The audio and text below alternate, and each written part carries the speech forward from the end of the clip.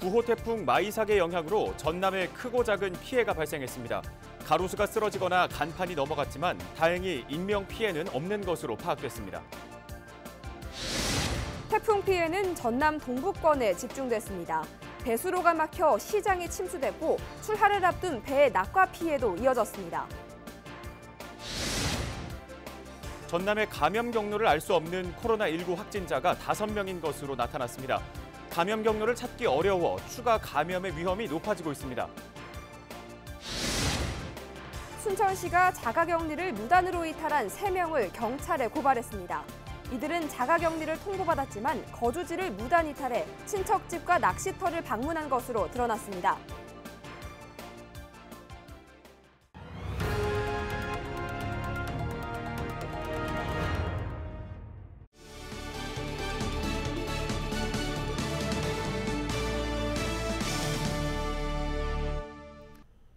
시청자 여러분 안녕하십니까? 헬로티비 뉴스 전남 시작합니다. 오늘의 첫 소식입니다. 제9호 태풍 마이삭의 영향으로 전남 지역에 크고 작은 피해가 발생했습니다. 가로수가 쓰러지거나 수확을 앞둔 과일이 떨어지는 등 강한 바람으로 인한 피해가 많은 것으로 집계됐습니다. 보도에 박종호 기자입니다. 영암의 한 과수원, 수확을 앞둔 배들이 바닥에 떨어져 있습니다. 영암에서만 50헥타르 규모의 배 재배 농가가 태풍 피해를 입었습니다. 과일을 재배하는 농민들은 이중고를 겪고 있습니다. 이상 기온으로 인해 냉해 피해를 입어 과일 생산에 어려움을 겪었는데 태풍까지 겹치면서 올해 수확할 과일 대부분을 하루아침에 잃어버렸습니다. 피해 농가들은 농작물 재해 보상 등 보험 제도도 실질적인 보상을 받기 어렵다고 호소했습니다. 게다가 10호 태풍 북상 소식에 시름은 더욱 깊어지고 있습니다. 배가 앞전보다는 좀 덜 떨어지는데 이제 걱정되는 것이 10호 태풍이 또 올라온다 하니까 그 올라오면 과연 남아있는 배가 얼마나 남아있을까. 진짜 봄부터 정말 냉해로 인해서 엄청나게 노력해갖고 달려놓은 배가 이게 다 떨어진다 했을 때 어떻게 해야 할지를 막막하고 어찌 해야 할지를 모르겠습니다. 9호 태풍 마이삭의 영향으로 가로수가 쓰러지거나 과일이 떨어지는 등 피해가 발생했습니다. 무안의 한 택시 승강장이 바람을 이기지 못하고 넘어갔으며 강진에서는 가로수가 도로를 덮쳤습니다. 중앙분리대와 가로 등 가로수 등 53건의 시설이 태풍 피해를 입었습니다. 벼와 과일 등 피해는 집계된 것만 해서 60억 원 수준. 전라남도는 응급 복구 작업에 나서는 등 피해를 줄이는 데 노력하겠다고 밝혔습니다. 더불어 제10호 태풍 하이선이 9월 6일에서 9월 7일 오전 사이에 우리나라에 북상 중일 것으로 판단되어 지금까지 준비했던 8호 태풍, 9호 태풍을 기저로 해서 10호 태풍 하이선을 대비하는데 더욱 철저를 기할 수 있도록 하겠습니다. 연이은 태풍으로 인명피해나 큰 재산 피해는 발생하지 않은 것으로 나타났습니다. 하지만 계속되는 태풍 소식에 지자체는 물론 지역민들도 긴장의 끈을 놓지 못하고 있습니다. 헬로티비 뉴스 박종호입니다. 이 제9호 태풍 마이삭이 한반도에 상륙하면서 전남 동부권에도 많은 피해를 남겼습니다. 시장에서는 배수로가 막혀 성인 무릎 높이까지 침수됐고요. 출하를 앞둔 배의 낙과 피해도 이어졌습니다. 이미 2번의 태풍을 지나보내고도 다음 주 초 10호 태풍 북상 소식이 들려오면서 피해 지역민들의 시름이 깊습니다. 서경 기자가 취재했습니다. 지난 2일 밤 9시쯤부터 전남 동부권에 태풍 피해가 시작됐습니다. 시속 141km의 강풍이 몰아치면서 여수 거문도 500여 가구에 전기 공급이 중단된 겁니다. 끊긴 전기는 4시간 30여 분 만에 다시 공급됐습니다. 밤 10시에는 여수 교동 수산시장 내부에서 침수 피해가 발생했습니다. 배수로에 물이 역류하면서 성인 무릎 높이까지 물이 차올랐습니다. 긴급 배수가 이뤄지면서 다행히 큰 피해는 발생하지 않았습니다. 자정 무렵부터는 낙과와 벼 도복 피해가 시작됐습니다. 순천에서는 31헥타르 범위의 벼 재배 농가가 도복 피해를 입었습니다. 평균 강수량 92mm, 순간 최대 풍속 20.7m/s의 강풍이 이어지면서 벼가 견디지 못하고 쓰러진 겁니다. 출하를 앞둔 순천 나간배는 올해도 낙과 피해가 발생했습니다. 배 재배 농가 15헥타르가 낙과 피해를 봤습니다. 농민들은 오는 주말 10호 태풍 북상 소식을 접하면서 망연자실한 모습입니다. 뭐 손쓸 수 있는 상황도 아니고 또 과일 같은 것은 배 같은 경우는 뭐 저희가 뭐 어떤 방법을 취할 수가 없으니까 그래서 좀 속이 상하죠. 지금 15호 태풍이 좀 올라온다 그래서 저희도 지금 참 올해 수확이 될란가 모르겠습니다, 지금. 순천시는 이번 태풍으로 인한 피해에 대해 신속한 복구를 지원하고 농작물 피해에 대해서는 손해평가를 서둘러 보험금을 조기 지급하겠다고 전했습니다. 지난달 집중호우 피해를 시작으로 태풍 장미와 바비, 마이사까지 견뎠지만 태풍 북상 소식은 한 차례 더 들려왔습니다. 자연재난 대비 작업에도 불구하고 시설물과 농작물 피해가 계속 발생하면서 주민들의 불안감이 커지고 있습니다. 헬로티비 뉴스 서경입니다. 이 태풍 마이삭이 지나자마자 또다시 태풍 상륙 소식이 있습니다. 제10호 태풍 하이선이 우리나라를 향해 다가오고 있는 건데요. 특히 이번 태풍은 우리나라 중앙을 관통할 것으로 예상돼 철저한 대비가 필요해 보입니다. 김진재 기자입니다. 지난 1일 괌 북쪽 해상에서 발생한 제10호 태풍 하이선. 발생 초기에 남서진하던 태풍 하이선은 점차 북쪽으로 방향을 틀어 시속 15km 안팎의 속도로 우리나라를 향하고 있습니다. 기상청은 하이선이 7일 오전 8시쯤 경남 통영에 상륙한 뒤 경북 고령과 강원 원주, 춘천 등을 거쳐 같은 날 오후 3시쯤 북한 지역으로 빠져나갈 것으로 예상하고 있습니다. 3일 오전까지 확인된 하이선의 풍속은 초속 35m. 하이선은 북상하면서 점차 위력이 강해져 우리나라에 상륙할 시기에는 풍속이 초속 50m에 달할 것으로 전망됩니다. 태풍의 강도 역시 달리는 차가 뒤집힐 수 있는 매우 강등급으로 예상됩니다. 특히 태풍이 현재 예상된 경로대로 이동한다면 우리나라 중앙을 관통하게 돼 전국적으로 큰 피해가 우려되는 상황입니다. 다만 아직까지는 태풍의 변동성이 큰 만큼 이후 진로가 바뀔 가능성도 있습니다. 우리나라를 쭉 북한까지 쭉 이어서 관통하는 형태의 진로를 밟을 것으로 보입니다. 오면서 2, 3일 지나면서 서쪽으로 더 튼대거나 동쪽으로 더 튼대거나 이런 그 방향의 조정은 있을 것으로 보입니다.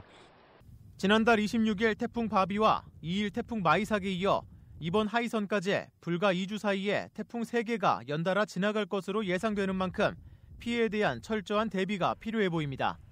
헬로티비 뉴스 김진재입니다. 예, 앞서 전해드린 대로 제10호 태풍 하이선의 북상 소식이 들리면서 전국의 긴장감이 높아지고 있습니다. 특히 큰 비로 약해진 집안에서 산사태가 발생할 우려가 매우 큰 상황인데요. 전문가들은 위험 징후나 관련 당국의 위험 경보에 따라 즉시 대피해야 피해를 줄일 수 있다고 조언했습니다. 보도에 성기석 기자입니다. 쏟아져 내린 토사가 도로를 덮쳐 차량 통행이 완전히 중단됐습니다. 태풍 마이삭이 동반한 집중호우로 46번 국도 강원도 진부량 구간에 200여 톤의 토사가 흘러내린 겁니다. 부산과 경북 등 마이삭이 지나간 지역에는 크고 작은 산사태가 잇따라 곳곳에서 도로가 통제됐고 위험 지역 주민들 수백여 명이 긴급 대피하기도 했습니다. 걱정은 길어진 장마로 집안이 크게 약해진 탓에 산사태 위험이 더욱 커졌다는 겁니다. 산림청은 태풍 마이삭 북상과 함께 전국 17개 광역시도에 산사태 위험 경보를 심각 단계로 높였다가 현재는 주의로 한 단계 내렸습니다. 더욱이 이미 한 차례 비 피해를 입은 지역들은 아직 완전 복구가 되기 전이어서 산사태에 더욱 취약한 상태입니다. 지금 또 이게 또 엎친 덮친 겨로 또 이제 복구를 좀 하는데 또 이게 어느 정도 강도인지 좀 예상을 못 하잖아요. 피해를 더 입을까 봐 그게 또 많이 걱정되고 있습니다. 전문가들은 산사태는 발생 후보다 사전 대응이 무엇보다 중요하다고 조언합니다. 산자락 주변이나 집안이 약해 옹벽을 설치한 곳 등에는 집을 짓지 말아야 한다는 겁니다. 산림청이 산사태 정보 시스템을 통해 상황별 위험 지역을 알리고 있지만 시민들이 이를 알 수 있는 방법은 현재로서는 부족해 앞으로 개선책 마련이 필요해 보입니다. 인명피해를 줄이기 위한 발빠른 사전 대피도 강조되고 있습니다. 산사태는 워낙 순식간에 발생해 일단 났다 하면 피하는 게 사실상 불가능하기 때문입니다. 예상 징후로 땅이 울리는 소리와 나무가 기울어지는 상황 등에 주목해야 합니다. 또 많은 양의 물이 솟구치는 것도 땅속에 물이 과포화됐다는 신호입니다. 경사면에서 갑자기 평소와 다른 물이 좀 많이 나온다거나 또는 흙탕물이 일부 흘러내린다 이런 경우, 그리고 토석이 일부 흘러내린 흔적이 있다 뭐 이런 경우가 있고, 경사 아래면에 낙석에 의해서 돌 부스러기 또는 흙이 쌓여 있거나 장기간 비가 오고 바람이 불 때 이런 곳에 이 산사태 위험 징후가 좀 높아진다 볼 수 있습니다. 대피는 넓은 도로 쪽이나 산에서 최대한 멀리 떨어진 곳으로 이동하는 것이 좋습니다. 재난당국과 지자체에서 발송하는 대피 명령 문자 등을 수시로 확인하고 그에 잘 따라 움직이는 것도 중요합니다. 헬로티비 뉴스 성기석입니다.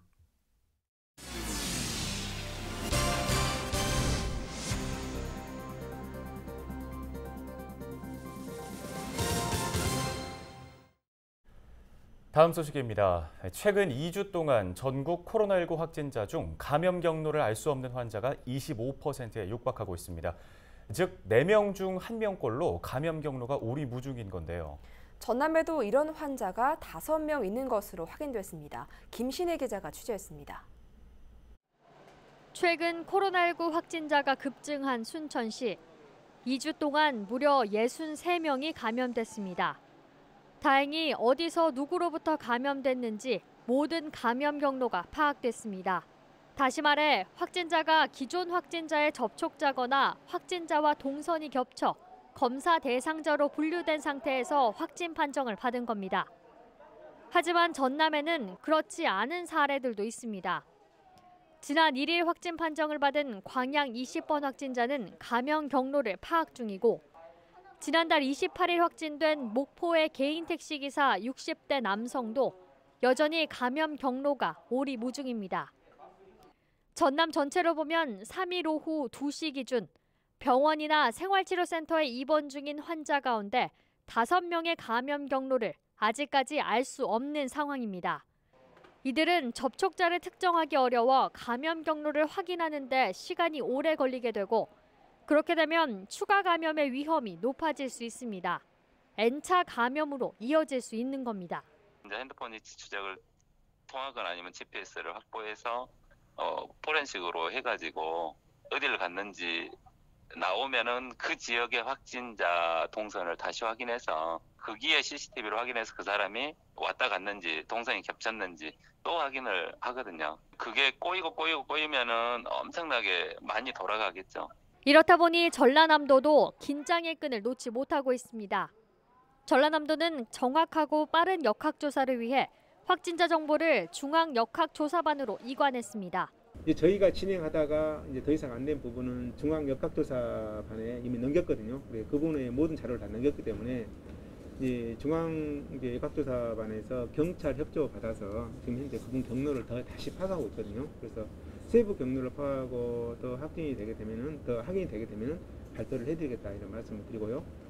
최근 2주 동안 발생한 전국 확진자 중 감염 경로가 불분명한 환자는 모두 1,049명. N차 감염으로 이어지지 않으려면 당국의 신속한 역학조사와 함께 도민들의 철저한 사회적 거리두기 준수가 무엇보다 중요한 시점입니다. 헬로티비 뉴스 김신혜입니다. 순천시가 자가격리 기간에 거주지를 무단 이탈한 3명을 경찰에 고발했습니다. 순천시는 지난달 25일과 28일 확진자와 밀접 접촉자로 분류돼 9월 6일까지 자가격리를 통보받은 3명이 거주지를 무단 이탈했다고 밝혔습니다. 조사 결과 이들은 모두 마스크를 착용하고 자가용을 이용해 친척집과 인근 낚시터를 방문한 사실이 확인됐습니다.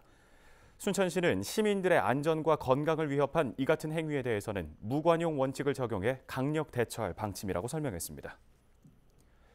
완도군이 오는 6일까지 낚시 어선의 출항과 입항을 통제합니다.